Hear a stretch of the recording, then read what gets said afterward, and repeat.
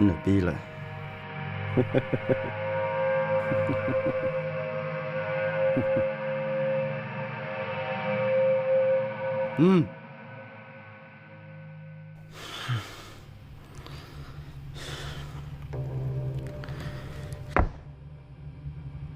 Sai dân, phừng, của mình.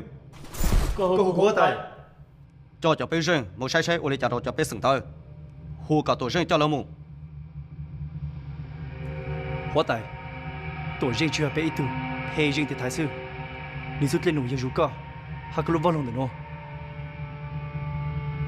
Yo, nếu giao cho suy tê tê. Cụ thi là chỉ xa cả cho bây sừng chân thiên trai. Giờ lên tới cụ thi lên rừng, chùa mua, tổ rừng y lưng thi lệ ô tô, tại đây nụ nó tê. Ô lê cái tàu phải chẳng chỉ hóa tài.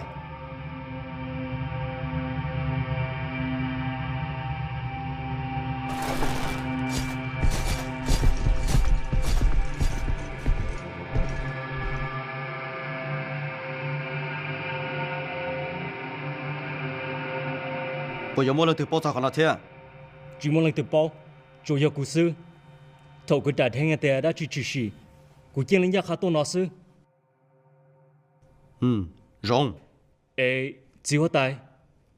Họ sao nó phải mua ba cha đồ của thế à?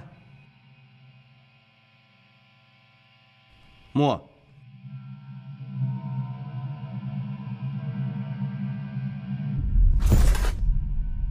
Gì to? Hả? Là chi?